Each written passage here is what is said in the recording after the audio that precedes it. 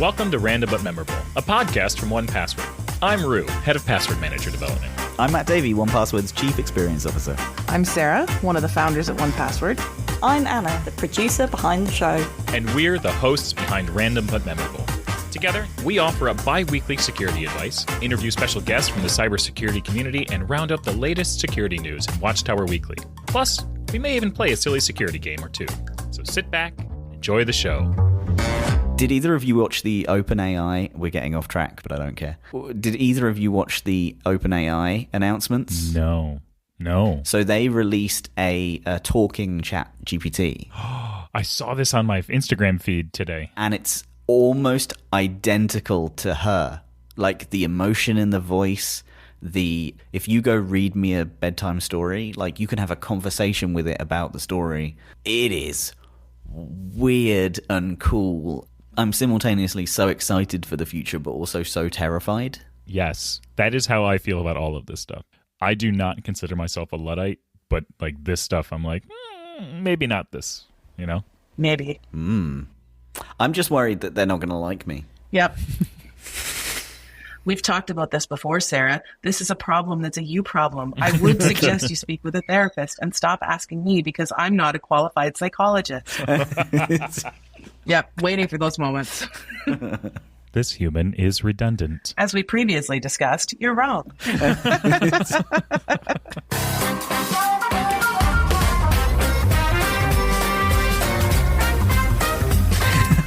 Oh, God. AI using the term as discussed previously. Oh. No, thanks. All right, so Watchtower Weekly is going to be a little bit different because normally we would touch on some recent news or data breaches, but this episode we're recording a long time in advance because someone, aka Anna, is going on vacation. So instead we've picked a few general headlines we've seen floating about that we can debate and start a conversation about. So with that, the first one that we have is from Tech Radar, which is Microsoft is tying executive pay to security performance. So if it gets hacked, no one gets a bonus. Whoa. Sorry. Like I'm instantly like in on this. This is great. I know. This isn't a big shift from Microsoft. So in a bold move addressing some of the major cybersecurity concerns that have plagued the company in recent months, Microsoft has now linked executive compensation to the company's security performance. This comes after a series of high-profile attacks affecting the company, such as those by China's Storm 0558. God damn it, really? Is that's like a 3 out of 10. And Russia's Midnight Blizzard, which is such a better name. Microsoft CEO Satya Nadella confirmed that the company's renewed commitment would see it putting security above all else. The initiative, which has been called the Secure Future Initiative, or SFI, launched last November and has now been expanded to affect executives' pay. So Charlie Bell, Executive Vice President of Microsoft Security, shared in a blog post, "We will instill accountability by basing part of the compensation of the security senior leadership team on our progress in meeting our security plans and milestones." Bell added, "Our company culture is based on a growth mindset that fosters an ethos of continuous improvement." The expansion of Microsoft's SFI takes into consideration recommendations provided by the Department of Homeland Security's Cyber Safety Review Board. The March report slated Microsoft for making a series of avoidable errors. Specific details surrounding Microsoft's decision to directly link at least part of its executive pay to cybersecurity performance are unconfirmed. But it is an interesting move to try and instill a more proactive and engaged response to cybersecurity among workers. So, do we think that this will work well? Is this the right way to go about things? Personally, I love this. Accountability is very important to me, as our friend Andrew German says, and I really like this quite a bit. I think this is smart. I think it's a weird way at that level to get buy-in, though. Really? Like, is all these executives care about pay? Because, like, if so, aren't they at the wrong place? Like, shouldn't some of this be mission-driven? Oh, I'm assuming that it is also that. It's not just like a penalty-based system. Yeah, okay. So I'm reading it from the headline, and that was my immediate take, was like, okay, we get hacked, you go down to nothing. But actually, if it's in, like, if we hit these security targets, we increase, maybe that motivation might work alongside kind of mission stuff. It just seems a bit like, if it's only a penalty system and it's only, I don't know. I feel like it's got to be something simple. Like if all of a sudden you've gone from like, okay, well, you've hit your growth targets, you've hit your revenue targets, you've hit all your targets, but, you know, Joey down in this department left his password out and nothing serious was accessed, but we got breached on the one vendor portal, you get nothing. Like, yeah, that's not cool. Because I feel like the other side of it is that I almost feel like it should be like a company-wide incentive program. Like if by the end of the year, no one's been hacked, like nobody's been eaten by a velociraptor sign on the workforce job board. If nobody's passwords have been hacked in so many days, like everybody gets some cookies. It's not like the executives might have I know half the time it's the executives that don't have good passwords, but like this is a team effort. This isn't about one person. And so if I'm on a team and I'm making sure, you know, I hate my boss, nothing makes me more happy than to watch my boss get no money because I hate my boss. All of a sudden I'm going to like institute a hack just so that he doesn't get his bonus. This just seems like we're going to put a really quick solution together and it's going to make things better, but it's not actually thought out. I appreciate the message that this sends of like, hey, this is really important to us. Like in the same vein that like at 1Password, we have said like, these are our company priorities for the year. This is where we're investing for the year. It's very easy for everyone to sort of like point back to that. This, I'm assuming, has that same sort of thing where it's like security is very important for us as a company. I have to imagine that it is part of a wider program, not just like the execs are going to get punished. Because if it's just that, then I think that it won't do anything. I also think it does provide clarity. We were talking about how we have very specific goals and like we work towards them and it kind of keeps you blinkered to achieve those rather than kind of wandering off and solving other things. And like that helps us move in a similar direction as a company. Like I think this will do the same. It's really clear when someone says like security is really important to us, but you really could go off track by thinking, oh, well, security is important to the security team, but it probably isn't as important to me. You know, I've got this other thing to run and this other thing to make profits from. This would, again, blinker that. That's probably useful in itself. Yeah, I think it's one of those, security has to find a way to be interconnected, all part of everything. Like it's just part of breathing at work. Like it has to be not just a security team doing a thing. Like it has to be like, we conserve by turning off the lights when we leave the room. We make sure our address is updated with payroll and all of that kind of like, it has to be a business process. And my worry with this is it becomes a separate goal and a separate project. And then it's like, I don't need to worry about it. I'm not on that team. When you really want to be like, or as soon as it finishes. Yeah. Yeah. Well, it's like we had the COVID stuff. So everybody like, I can't get over how many places you still see now where it's like, you have to wash your hands before you go back to work. I do not understand why we have ever had to tell people to wash your hands after using the restroom. I don't understand that. It makes zero sense to me. But like, I think of passwords as the same sort of like, it's a good health habit. You should always have secure, unique passwords. You should always be making safe choices online. Never click a rando link from who knows what. Your card was hacked. Click here to verify your account. You should just never do that. I don't know. My worry is that a program like this just becomes strictly about it's a target as opposed to a part of your habits. Yeah, that it doesn't end up building culture around that thing. It just becomes about, okay, this is the event that we're moving towards. And like after that event is over, we're going to go back to how we did things before. All right, this next one, ransomware crooks. I say this next one like we've just moved from one article to the other without getting massively sidetracked. But I very much enjoyed the sidetrack. Yep. More so than I think I'm going to enjoy this next news story. Ransomware crooks now SIM swap executives' kids to pressure their parents. So executives are having a rough time of it in this episode.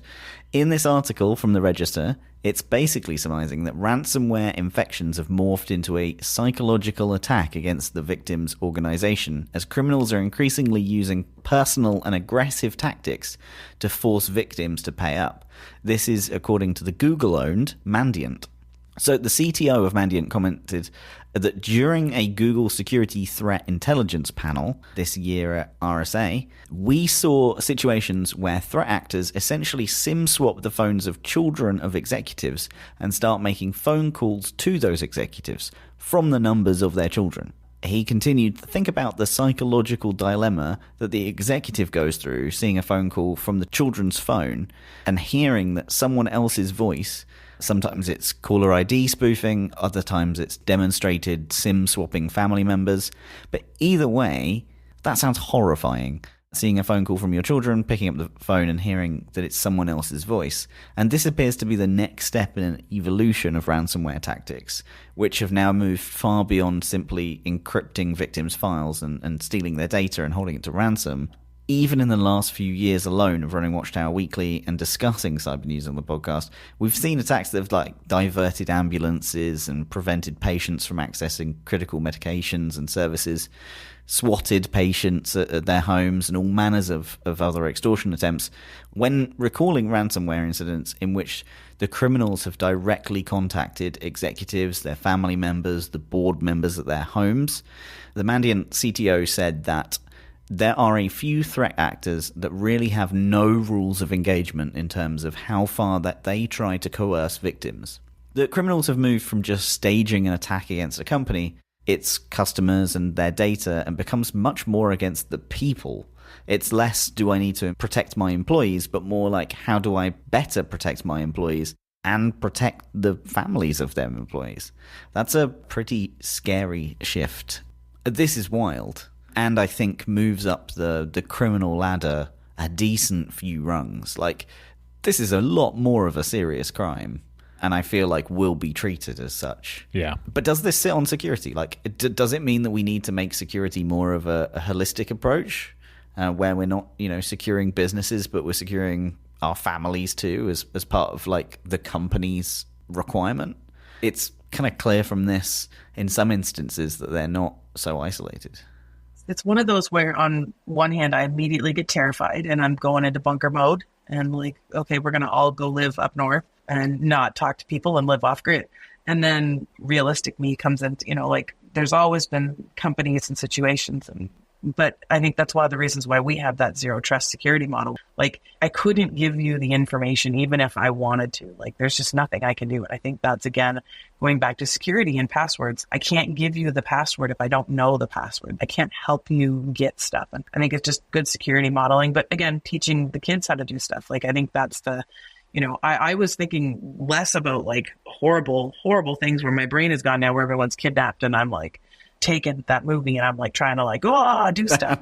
I'm trying to go more into the you get a text from your kid and your kid's hey, what's the password for this account? I need to do a thing. And then they're just trying to breach your home Wi-Fi network so that once they're on their home Wi-Fi network, they can take over your toothbrush, which can take over your microwave, which can hack into your password vault. That's where I thought it was going, a little more adventurous and a little less terrifying. But again, I think it just comes down to good security habits. It's just, how do we make sure we're making the most secure decisions and minimizing risk? And risk goes just all the way around for all the things. Can I just say, I love the fact that you imagined the Taken movie here, and then you immediately put yourself in the Liam Neeson role. Yep. That's a given. Personally, for me, when I imagine that, I'm one of the random henchmen that gets knocked into the sea immediately or something. But I love that fact. I am ready to jump into action. How can I help? I very much like it. Okay, let's move on to my interview with Jason. Now, you may have heard that Jason and his Kolide team recently joined 1Password. With Kolide being a leader in the device health and contextual access management space, Jason and the team have unlocked a whole spectrum of exciting opportunities and offerings for 1Password. So, during this interview, we get into more detail about what we've been building together and what this means for the future of 1Password. Plus, if you're a longtime listener, you may even remember that we had Jason on the show to discuss Kolide a few years ago. I can't believe that was a few years ago. Did we? Yes, we have had Jason on the show. I can't believe it was years ago, though. That's crazy. Which means he is what we like to call a friend of the show. We can also link that old episode in the show notes if you want to take a listen. So with all that said, let's drop it in here. Joining me for the second time on the show today is Jason Meller. Jason is the founder of Kolide, a next-generation device health and contextual access management solution. And after a recent acquisition, Kolide became a part of the 1Password family. Jason is now VP of Product at 1Password, driving forward a team to deliver a cutting-edge device security solution. Huge welcome to the show. Today, Jason, how are you? How's it going? How's the transition to 1Password been so far? Oh, man. It has been so much fun. So let me just tell you a little bit about, as a founder and CEO, when you get acquired, all these folks come out of the woodwork, your peers that have gone through the same thing, and they all give you their take on it that have come out the other side. And it's so funny because you get two flavors of that. You get the folks that are like, oh man, so happy for you. It's going to be a great time. And then you get like the super cynical people that are just like, yeah, just get ready for you to feel completely out of control. And it's like, it's going to feel like you almost are going through some kind of mourning process and things like that. So I was like, whoa, like I didn't expect that. In practice, though, we're now a few months into the transition, and it's definitely more the former than the latter. Although I'll say that over the past 6-7 years of like being a CEO of a company, it turns out my jokes aren't as funny as I thought they were when you're not paying everybody. Oh, no. So it's like a little bit of like rediscovering myself. And it's like, hey, like these are like good things, right? Like those are the things that you don't want to just like be in like easy mode. Like when it is like your CEO, you just want to be able to like come into a room, have like a really good discussion with folks who are really passionate about what they're doing. And that's like 1Password in spades. Everybody here is so passionate about the intersection of humanity and security, which is the whole reason we did the acquisition. So to see on the other side that that's actually true, it's not just they put the best folks in front of us when we're doing the M&A process and that literally everybody here is on the same page. It's just been very, very validating. Yeah. Yeah, that's awesome. We have had a few acquisitions now in our history, obviously Kolide being the most recent, and everyone is a little bit different. And much like we've done everything at 1Password for the last 18 years or so, like we very much learn by doing. So every single one, like we learn a little bit more about how to integrate a whole new team, and every team brings with it its own culture, its own personalities, and everything else. But at the end of the day, I do feel that we have a very strong, like people-oriented culture where like at the very least we can all agree that like we want to treat each other well, and like we all have this common goal of like making things better for the people that use our software. And I find that is such an intensely grounding element for everything that it smooths over so much stuff as we go through these. 100%. And the thing that I'll say about 1Password, because I've worked for other security firms in the past, but they're always like very much like on the B2B side. So like most famously Mandiant was where I started my like vendor career. 1Password, especially like the folks that I've interacted with, they're the same no matter if the customer's in the room or they're not in the room. Yeah. These are very genuine people who just are very passionate about what they're trying to accomplish in the world. And that passion is in equal measure when they're talking to somebody who is a potential user of the product versus some just talking internally. Like it's just, you could probably invite all of our customers to our Slack channel today. And I think people will be actually really excited by the types of conversations that are happening here. Yeah. It's just great to see that in practice. Yeah. Yeah. I totally agree.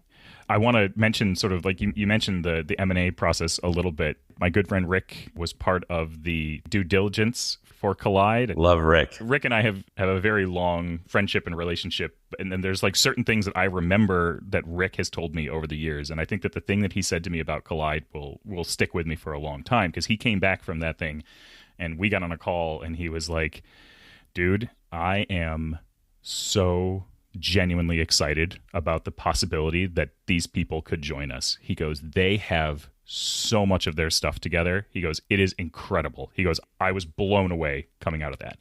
And Rick is someone who tends to be a bit reserved with things. He's not always quite so effusive. And so for him to come back from that event with you all and just be like, let's go, this is awesome. Like it got me excited by proxy. I was like, okay, like that's all I needed to hear. Is that Rick loves it? Let's roll. So like super, super cool and super glad that you're here. Oh, shucks. No, Rick is great. And it was fun doing the due diligence.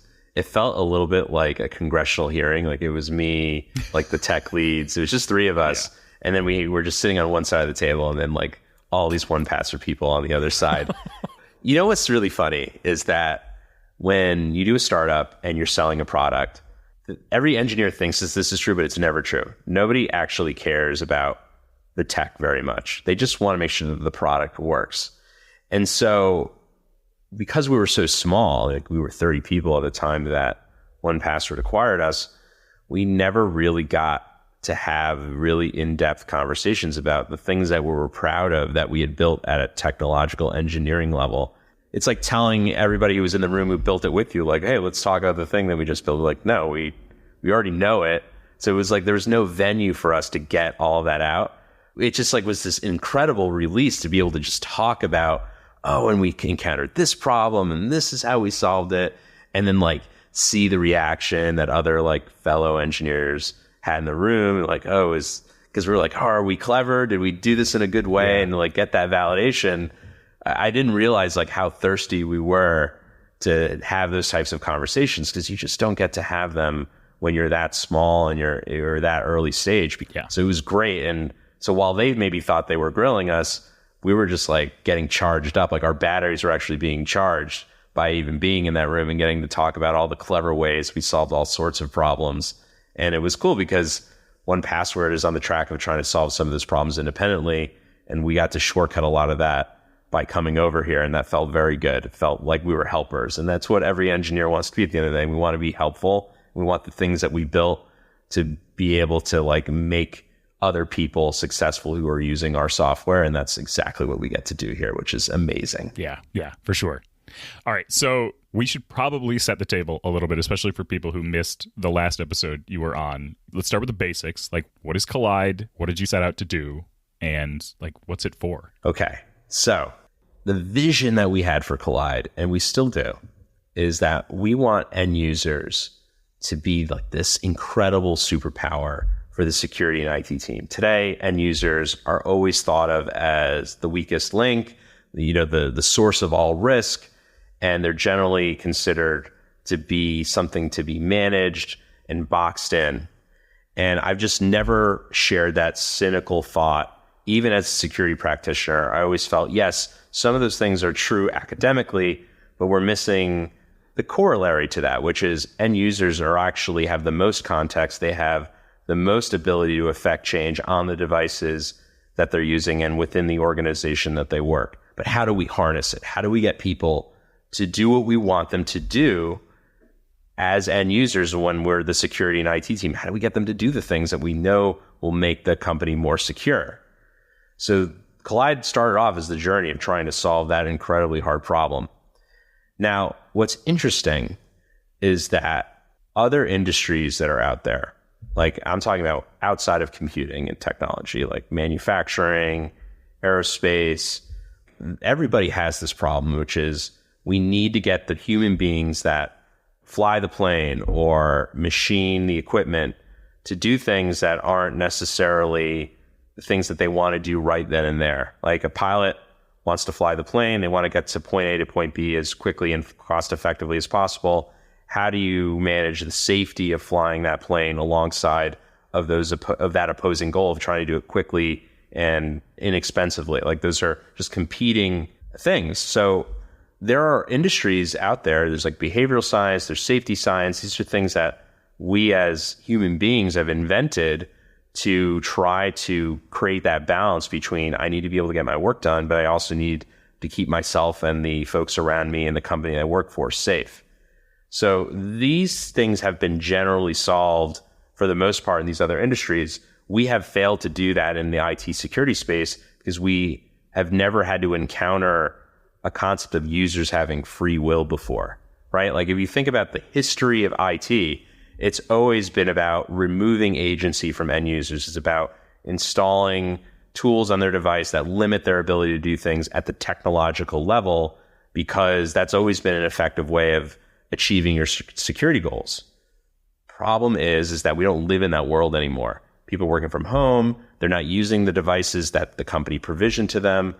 BYOD is like thing that has exploded, and it's because that laptop is just sitting right there on your desk, the one that you're already using to watch Netflix. Why don't I just slide it over here? I can log into all my SaaS apps and it's set up just the way that I want.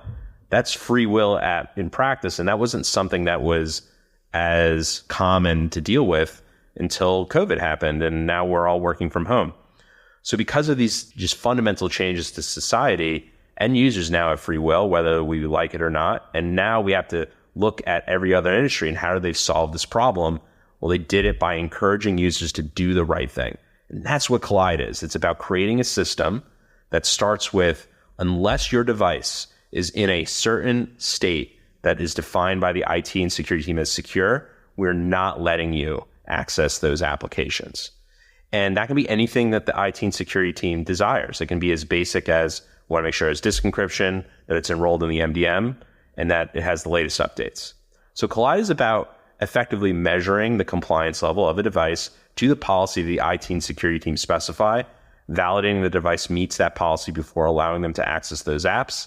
And then if they don't have the ability to access those apps, we give them a path to redemption. We stop them right then and there, and we give them the fix instructions so they can go in, get their device in good order so that they can sign it. And many times, and in many cases, they can actually do that while they're in the process of signing in. Your Google browser is a great example of this. How many times do you see that big, red, angry light in the upper right-hand corner? It's like, you need to restart me. I've been dying to apply this update for weeks. Well, Kolide can step in there and just be like, hey, now is a great time for you to take care of that right now. The browser will reopen, this auth session will resume, and then you'll be ready, on your way, good to go. And if you don't do it, we're eventually going to stop letting you into this app. And it works. Yeah. Yeah. And it's done in such a way that I think like it really, I love the way that it empowers people, right? Like it's not, oh my God, I have to go to IT and like have them fix this or anything else. Like putting that power in the hands of the people, I think is a very smart approach to this. And also, especially if you stay on top of it, like it just smooths things out. It just becomes part of your workflow in a way that's not intrusive, you know, and that's really, really smart too. And 1Password got this right away. And I remember, I think I was talking with Nick Steele, who sits on the FIDO Alliance board. He's one of the folks that's really pushing passkeys. He said in a presentation around passkeys that was something to the effect of, anytime someone's trying to authenticate to something, that isn't the primary use case. Like authentication itself is never the thing that they're trying to do. It's really just a gateway onto the journey of doing something they actually want to do, which could be approving expenses, you know, planning a trip or whatever it is. And so there is like a major opportunity to take advantage of the flow of logging in, but there's also a major responsibility of, you have a very limited set of attention there. How do we divert just enough of it so it doesn't feel onerous on the end user to achieve these things, but it also feels very common sense, which is what the vendors do already. Like maybe sometimes you've experienced this where you try to sign in. It's like, all right, let's just take a beat really quick and just confirm your information is still the same and like your phone number is still right. Like there's a reason why we use the authentication process to do that. So because we have a user's attention right now, but it represents this incredible UX challenge where we need to get them on their way as quickly as possible and design the screens so that they can effectively sleepwalk through them without really using all their mental calories on what we want them to do, so they can go off and do the thing that they had planned to do. It's really tricky, but doable. Yeah, 100%. 100%. Boy, you and I could just nerd out on so many threads of this conversation for a long, long time. And I'm trying real hard not to. So how does Kolide fit into the 1Password story? What was the reason that Kolide ended up joining 1Password? Like, what's the peanut butter and chocolate here? What's the Reese's peanut butter cup that comes out of this? All right, we shouldn't have recorded this so close to lunch for me, because this is going into a bad place. I have Reese's peanut butter cups in that drawer right now. I'm trying very, very hard to not think about them. So I think here's the truth. The truth is that we have a lot of product synergies. Gosh, I hate that word so much. But we do. We have a lot of things that we're working on together, but those don't matter actually at the end of the day. The thing that matters the most is the philosophical compatibility. Do we have similar views on the role of end users in the security space? And I'll say this, as someone who wrote up a manifesto around end users' role in cybersecurity, it was called Honest Security. I talked about it in a previous episode of this podcast even. That is not a viewpoint that is shared amongst the rest of the security community as strongly as we shared it at Kolide, with one exception. And that one exception is 1Password. And it makes sense, right? If you think about 1Password and what it has tried and endeavored to do and then has completed successfully, is taking a very human problem. Like passwords are a human being problem. They are a problem that only happens with the intersection of humanity and security and technology. We need to ask these human beings to remember these very cryptic, hard to remember strings of text so that they can access their applications in the future. Like that is a problem that has been generated by the intersection of humanity and technology. And before 1Password, we had this world where you had all these security experts telling everybody about why their passwords were insecure, that they were reusing their passwords, that there wasn't enough complexity in them, so on and so forth. But there were no tools to actually help a human being get better at this. So we just like shame them. People get compromised over and over again for the same reasons. And then 1Password and a litany of other companies came together. It's like, we need software to solve this problem. And that software is in service of the human beings that are trying to do the right thing, but they lack the tooling to do it in a way that actually feels reasonable and achievable. And we see our role with Kolide when it comes to end user plus devices in the same way that you've seen yourselves at 1Password trying to make end users safer at accessing their apps. Like, we want to apply the state-of-the-art thoughts around how to keep a device secure and then set up the human beings to actually do it successfully, instead of just like telling them the rules of the road and then when they inevitably fail, yell at them, or use that as the basis for locking them down and making their experience on the computer miserable, right? It's like, why are we setting them up for failure when we have the power of technology at our fingertips here and we can actually create experiences and software that will help them do the right thing, even when IT and security isn't in the room? That's 1Password in spades. That is like, whether you know that or not, like that is the core mission of the company. So philosophically, we are 100% aligned on that outcome. And when that outcome happens, we don't have to enter this world where using the computer stinks. Like, that's the world that if we don't do anything about it, that's the world that we're going to end up in, which is the computer's going to become more and more locked down. The functionality will be more and more limited because we'll get into this mindset that the only way to secure the device is to try to remove the human beingness out of using the computer and try to limit the abilities of the human being and the technology together. 1Password has never been about that, and neither has been Kolide, and that's why our collaboration is going to be successful. Yeah. Yep. So I want to talk a little bit about the industry and the landscape beyond 1Password and Kolide. Like, how do you see the cybersecurity landscape evolving? And like, how do you think that 1Password and Kolide coming together fits into that evolving landscape?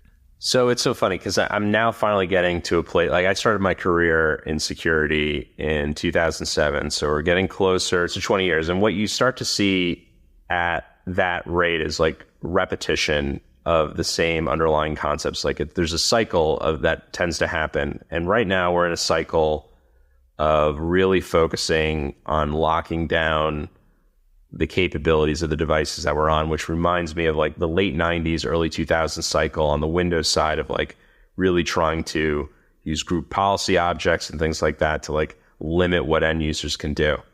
On the other hand, though, end users have never been more free. Just fundamental changes in society have actually required us to work from home. And then the explosion of SaaS apps have created this world of applications that lives on the public internet. So gone are the days of having this nice private network that you can build a little perimeter around and like inspect all the traffic going in and out and then, you know, block and do things accordingly. That world is gone. It's not coming back.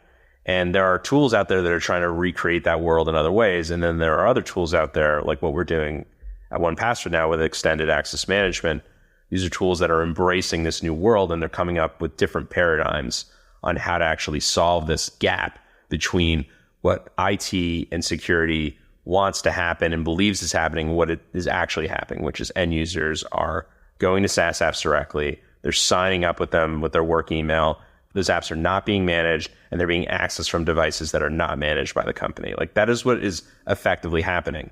And there's this schism that's growing between organizations that are willing to acknowledge that that access trust gap is really there, and the folks that are just kind of doubling down on just being like, no, we're going to continue to build up our little fortress for the apps that we know about. Well, now is the time to really take a look, because there are now solutions to these external application issues and the BYOD device problem. Like these are all things that can be solved for, but you have to decide to solve for them. You need to seek out solutions for them. So we're definitely in this world where a lot of the landscape has remained the same, the problem's the same, but they just have like a different ring to them. Like they always say like history doesn't repeat, but it often rhymes. the stuff that we're dealing with right now where applications are unmanaged and people are using devices that they shouldn't be feels very similar to the state that we are at the dawn of the personal computing era in the late 90s, early 2000s, but the solutions to the problem are going to feel a little bit different. What I found so fascinating is that the higher up the stack you are, you feel intuitively that you're going to have more control, right? So like the network is usually the thing that reigns supreme over everything else. So if you're in the network stack, you're solving it that later, it should feel like you can control it no matter how deep the stack goes underneath you. That's actually incorrect. You need to be at the same level of abstraction that end users are operating at, because all these SaaS apps have leaked out into the public internet. The network layer of this problem has been completely abstracted out. And so we need to solve it at the application layer, at the layer that people are using, and primarily in the web browser, which is where we're doing all of our work, by the way. Like even in native apps, like they're native, but they're really just like little mini web browsers with stuff inside of them that just happen to be in an app bundle. Like the web browser is the thing that is really powering the majority of our work. That's where the solutions need to live. If you're at a layer of abstraction that's above that, you actually have limited potential to be able to solve this problem in the right way. So that's I think also like a core revelation that I've had. And I think that at this point I would assume it would be obvious, but let's be very specific about it. Like, what is it about 1Password and the products that we've developed that puts us in a position to be able to solve this in a way that many other people may not be? Yeah, so I think the layer of abstraction that 1Password has is right. So there's really two ways that 1Password works. It's on the device, in the browser. So the levels of abstractions are correct, but there's a level of interface that 1Password has that no other company has, and that's like being able to have like an honest conversation with the humans that are behind that computer. And that's like what we've always endeavored to do at Kolide, is to have that really be a almost programmatic interface where we effectively, inside of the Kolide application, you could define checks that the way that we were going to get compliance up on those device checks is by talking with the people that are sitting behind the computer and asking them to do things and implementing a system in which they'll do it with near 100% efficacy, which is incredible. And 1Password feels very similarly, right? It's like, how do we build a really, really great product that is basically a consumer level product, which is like in 1Password's DNA. Like 1Password has been a B2C product since like the dawn of time. How do we take all that understanding and empathy for human beings to get them to do the right things? That's going to be the interface that ends up mattering and being like standing the test of time.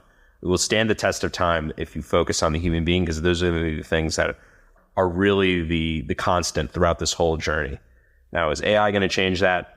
I'm not super cynical on that. I think that human beings are always going to be in the driver's seat. So building solutions that depend on them and make them way better at securing their environment are the things to bet on. And 1Password is totally in the best position to do that. Yeah. And I think that the thing that I really love and appreciate about what you are bringing to this equation is that mindset that empowering the end users to do the right thing and empowering them to become their own security advocates in a way that's sensitive to them and empathetic is the way forward. Like, treat people like people, even in a corporate environment where there's compliance needs and remediation needs and regulation and everything else.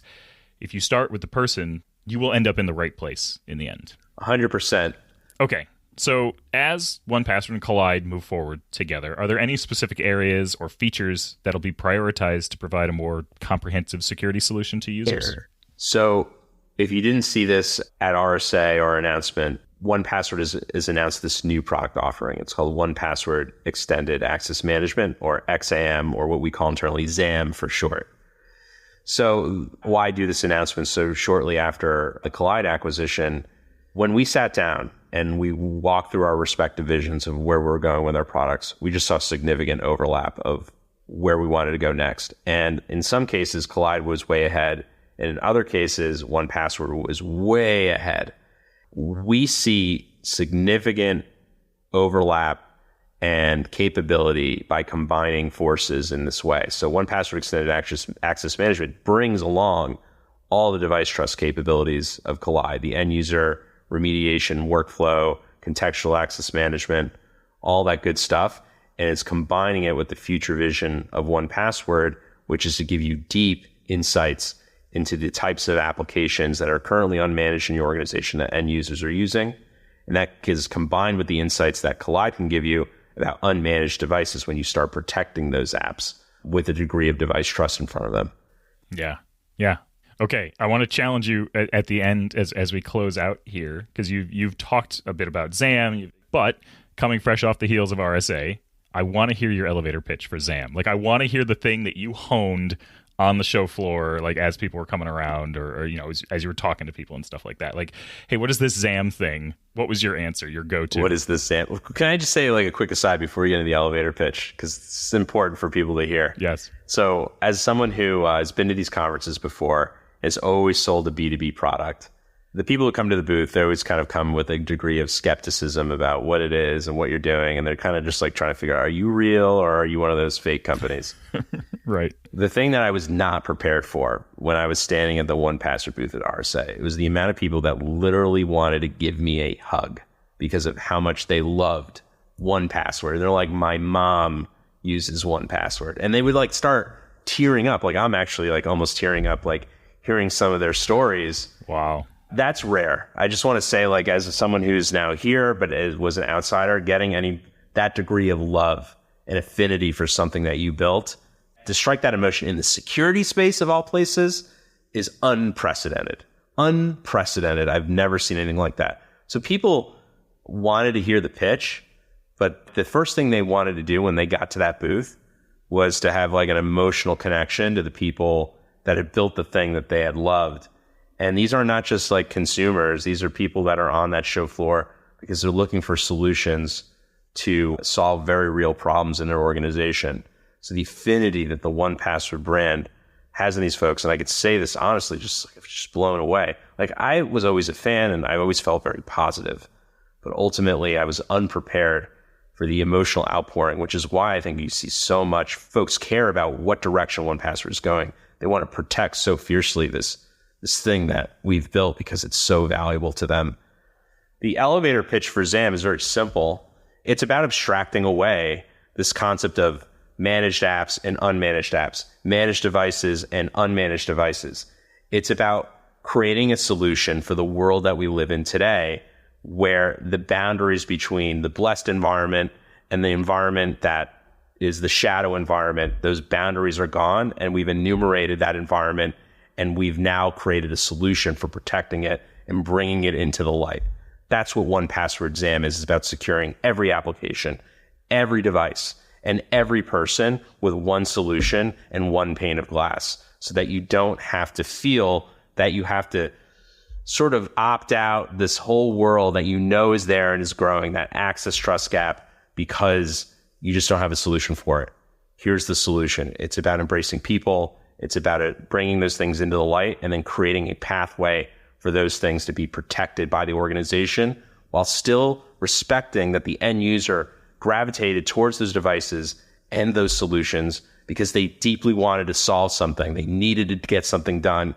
So that's why they reached there. So how do we turn IT and security into an enabling force, not the group of people that just says no, no, no all the time?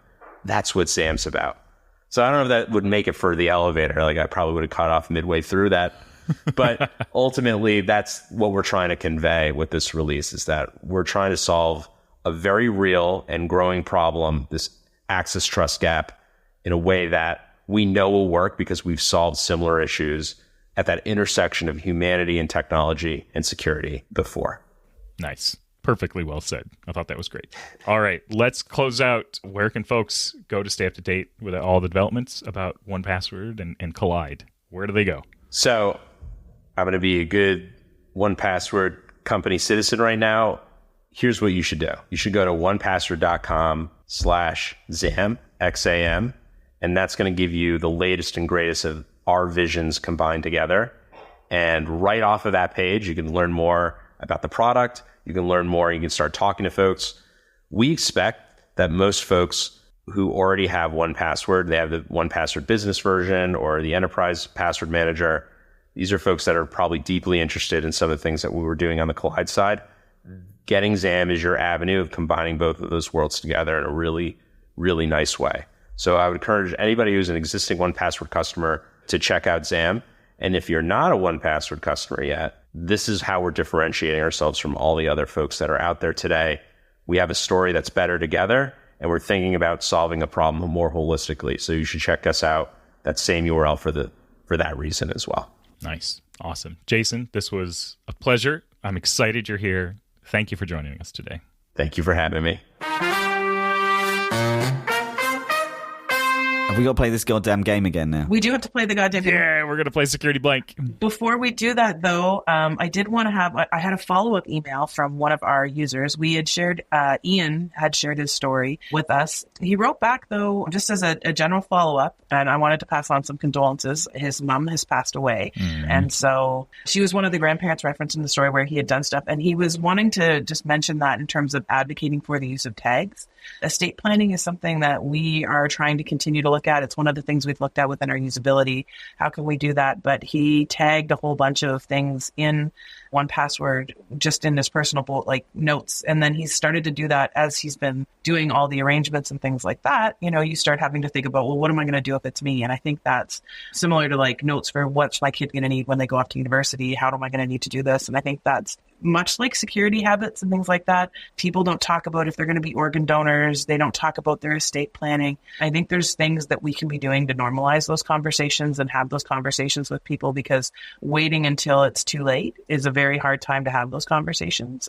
Having dealt with that at a younger point in my life than a lot of my friends have dealt with, or still haven't, with, you know, all of their parents being happy and healthy, you know, conversations around who's a power of attorney for personal care, who's a power of attorney for their finances, trying to make sure you have those conversations. But I think it's also my father's side of the family has a very low life expectancy, average age. And so being aware of that was something I wanted to make sure we talked about with the kids as we just grew up. So one of the fun things we do, it's a game called Box or Pot.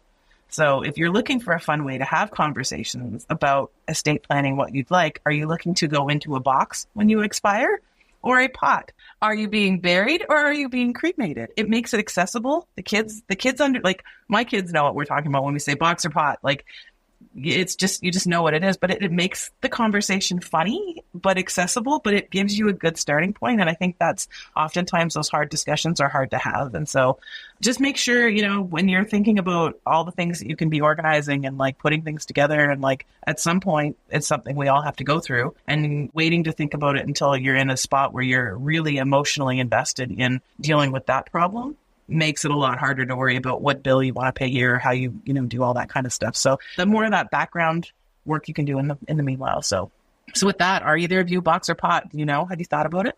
I'm cardboard box. That's what I've specified. In a forest, grow mushrooms out of me, put me somewhere in an eco, nice. Yeah.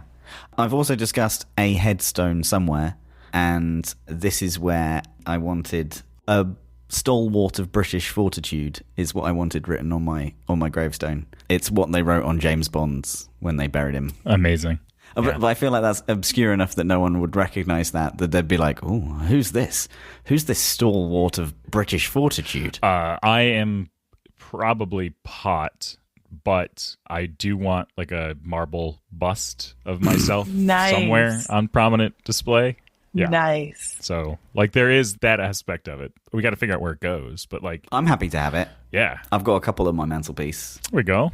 I feel like this is like the Webby Awards, where we all need one, and then like you just ship them out to everyone you know. Yes. So there will be like a prominent one, but then there will be like smaller reproductions that I will Take home versions. But yes, that I will send out to the world. It'll be great. Matt, you'll definitely get one. Yeah. Oh, yeah. Send one to I'll England. send it to England. I love this. So with that, Yeah. I think it's time that we have a very things, because this is the penultimate time we'll be playing this, which means I need to Google what penultimate means, because I think it means almost the last time, but not almost, but I don't know. So it doesn't matter. Second to last. I have not enjoyed losing this one, but it's fun to see how bad I do, I find. But let's hear this jingle for, oh, here it is right here on the notes. Thanks, Anna, for the second to last time, the penultimate time. Play that jingle.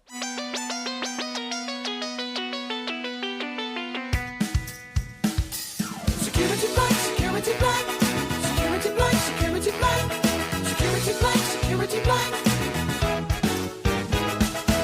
Nice. Love that. God, I love it. It's so good. Love it every time. I don't understand how we can retire this game now. I think we have to do this show just for the jingle. Yep. If you don't know by now, Security Blank is where we will read out some recent cybersecurity news headlines with one or multiple words blanked out. And today, Matt and Aru will be hopefully not doing very well, just like previous weeks, and guessing which words are missing from the headlines. And if you listened last week, we almost had a complete shutout by the host. So I'm hoping very, very dearly that no one gets anything right and I can maybe win the show as the host, because I didn't know that was an option.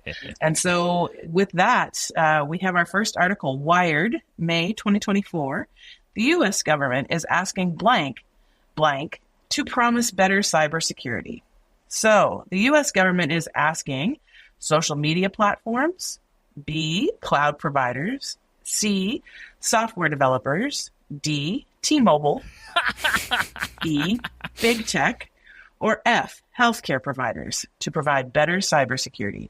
So the government's talking to who to provide better cybersecurity? Okay, so it's asking them to promise better cybersecurity. So it could be in general, Yes. wavy hands, or it could be on their own platform. Yeah. Yes.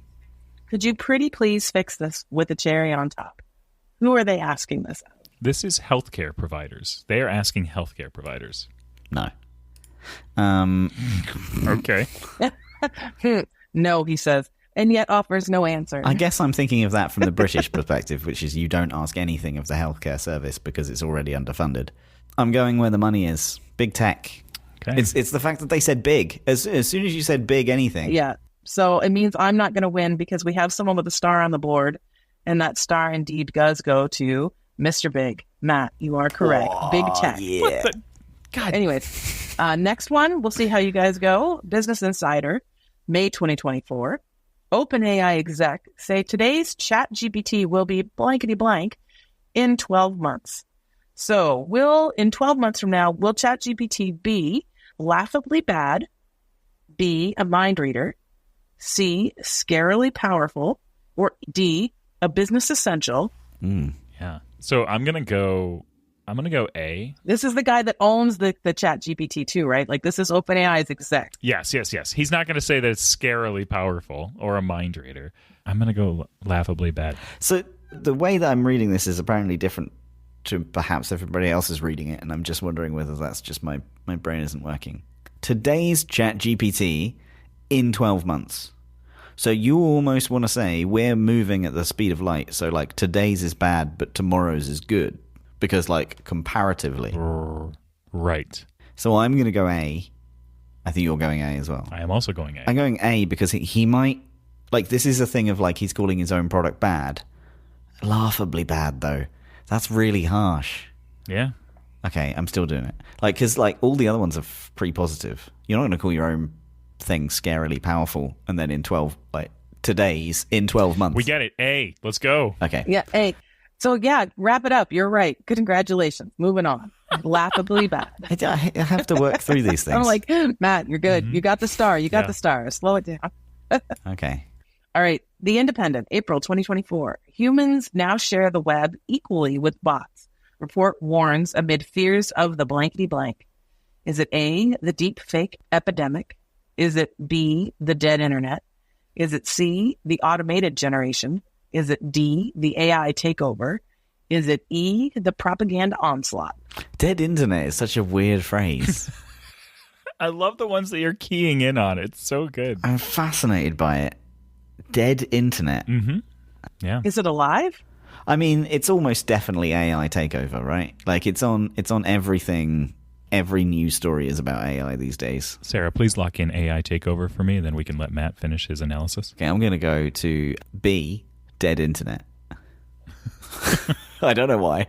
I don't even know what the story is about. Okay. Well, congratulations for locking it in early. You didn't get a chance to change your answer and follow along with Matt because it is the dead internet.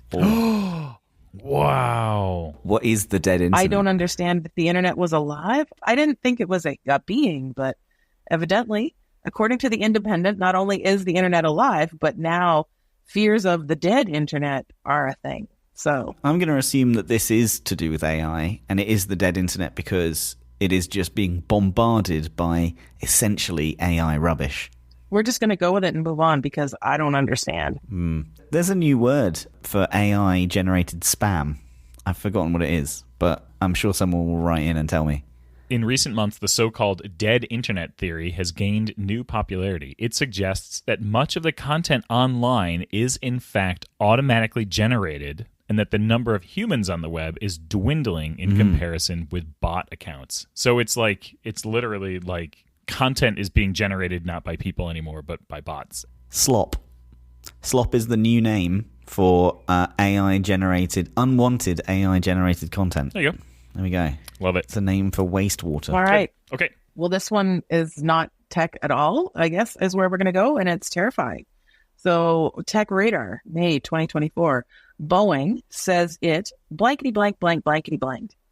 So, Boeing says it A, will no longer pen test retired aircraft. B, is a role model for the cybersecurity industry. C, refused to pay massive ransomware demands. D, is in crisis mode and will pivot to the world's first air hotel. Or E, found evidence of plane tampering. So we got dark pretty quickly. Yeah. It's B. Boeing. It's B. Airplanes. It's B. Boing. I'm going to go C, refused to pay massive ransomware demand. Congratulations, Matt. It is paying off for you, whatever confusion you've got going on. But Boeing says it refused to pay a massive ransomware demand. Wow. What? Oh my God. I'm cleaning up. Incredible. Yes. Incredible. So the reason I chose B is because I thought that this was Boeing trying to like correct some of its image and going out there and being like, yeah, we are a role model for the cybersecurity industry. I guess maybe by refusing to pay demands, they're, I don't know. Yeah. All right. And last but not least, here for us fellow Canadians, All right. go team. The New York Times in April of 2024 had this as their headline: Canada wants to regulate online content. Critics say blankety blank. It's the new gold standard. B, 1 star. Wait for the DVD release. C, it's revolutionary. D, free speech is under threat. E, it goes too far. And I wanted to add an F. Stick to the Timbits and maple syrup. It's Canada. So you can have Timbits and maple syrup for fun as a freebie. You're welcome. But what do you think critics are saying about Canada's regulating of online content? I think it goes too far. I'm going to go it goes too far as well. Yeah. I'm not going to overanalyze it. All right. This is the new me. Good choice, because it is critically being told it goes too far. Fantastic. It's too far. So with that, Wait. another star for Matt, and That's a 5-star ending. Great job, Matt. Really well done. a 0 to a hero. Considering there was 0 score last time. Gosh. All those many weeks ago. You've really pulled it out this time. Good job. Indeed. Congratulations. All right. I really have to go. Oh, I do too. We're already 1 minute into my meeting. Yes. So, love you both. Love you both. Love you both. Bye. Bye. Bye-bye.